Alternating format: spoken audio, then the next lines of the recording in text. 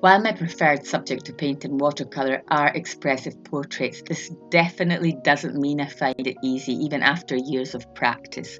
However, the consistent exploration of this medium and this subject has led me to discover ways to truly make your portraits glow, to make them look real and luminous. These two specific techniques were a game changer for me, and maybe they will be for you too. So stick around because this is what I'm going to be walking you through in today's video.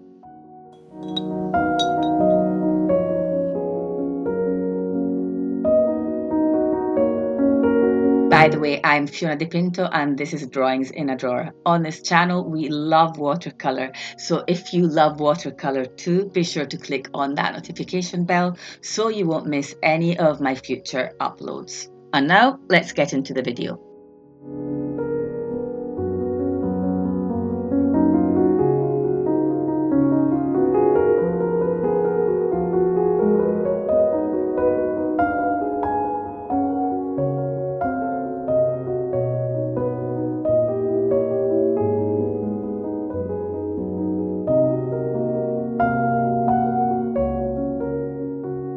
Do you think this portrait went through an ugly phase? Of course it did. In fact, it started off not exactly camera pleasing as I was mixing in my palette. What you saw me mixing was burnt umber. I heard a while back that colours aren't important, not when it comes to depicting the three-dimensional world. I have tested this technique before as an underpainting, an initial layer that blocks in the shadow areas and the midtones. All we use is the control over the amount of water we put in our mix to make the paint more watery or thicker. In other words, lighter or darker. I have no option here. All I can use is burnt umber. And why not, since brown is the colour that has been used throughout the centuries, though mostly by oil painters, to map out their work before they started. The same technique can be applied to watercolour.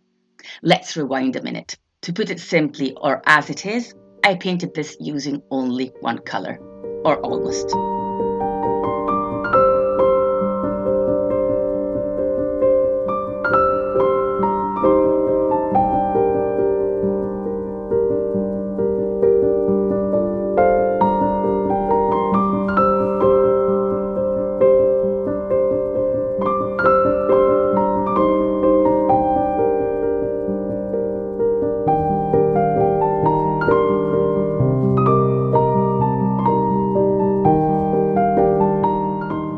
So is it true that colour is not important? If we put that into this specific context, no, it isn't. Just like a white and black photo won't take away from the gaze, the expression, the intensity. In fact, in some cases, it can enhance these features. We are stripping away every distraction. And again, just using the thickness of our mixture to determine how light or dark we need to go. And of course, we all know by now, don't we, that in watercolour we start off light, so with more water, and build up to darker tones by gradually decreasing the amount of water in the mixture. Sometimes it can almost be hard to realise that the artist only used one colour. Okay, I didn't. I caved in and added some scarlet by Light Wish to her lips and nose and other areas of the face. And just like that, by letting the scarlet be the last transparent layer over a monochromatic portrait, that it suddenly glowed.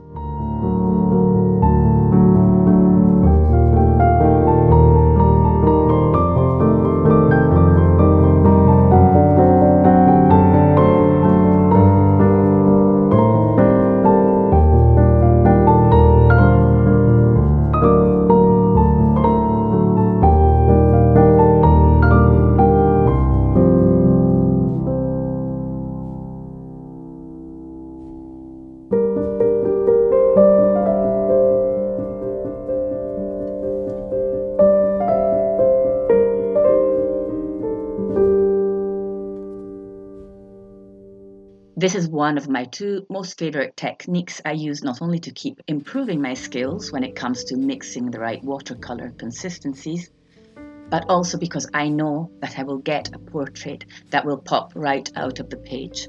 I will get something that looks alive, something that has volume and roundness and that seems to glow from the inside.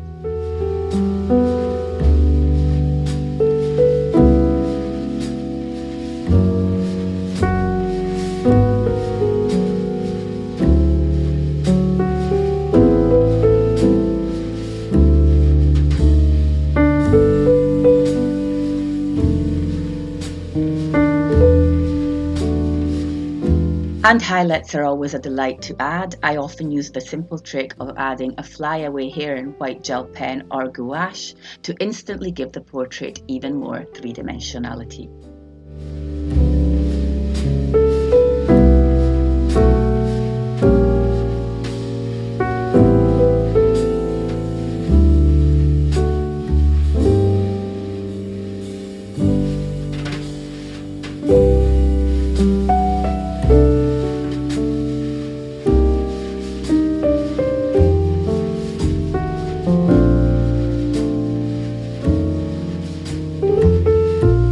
My second technique I use to paint luminous portraits is so far from the first one that I can comfortably say it's the exact opposite of that one.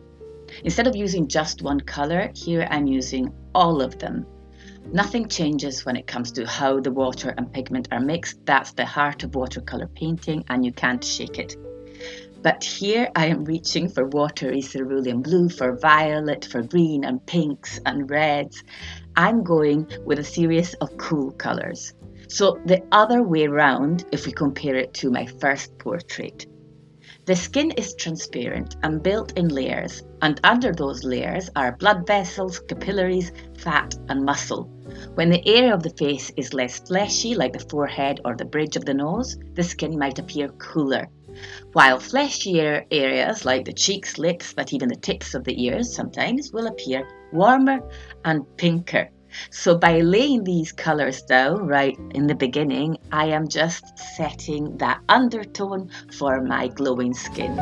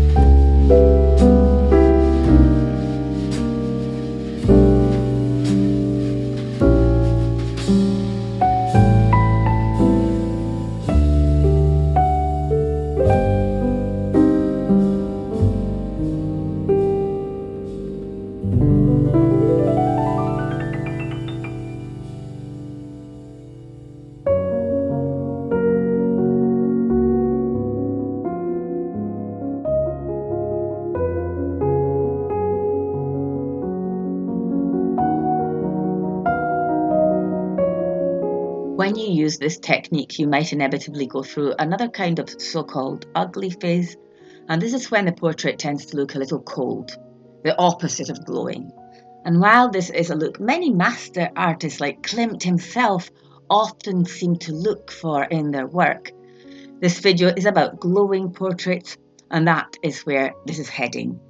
These cold colours are actually what will help your portrait look translucent and alive, because they hint at the life that's going on underneath the skin, the unseen which actually shines through, and watercolour is the perfect medium to depict that.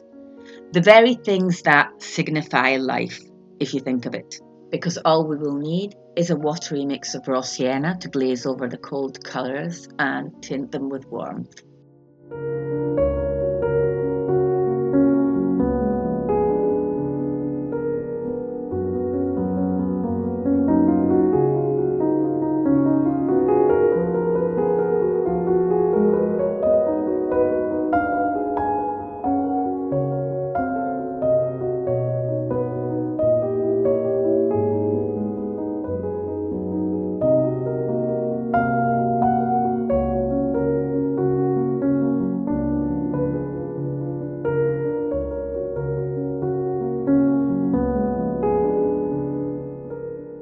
can see that, as always, the trick is to rely on watercolour's transparency to cool down or warm up previous layers, its capacity to conceal and reveal at the same time, which no other medium possesses and which makes so many people fall in love with watercolour or sometimes even hate it. It's just one of these things you can't feel neutral towards. What do you think? Personally, I was gripped the first time I saw a time lapse of how the water and pigment interacted. It just won me over completely, and 5 years later, I still feel as intrigued as ever.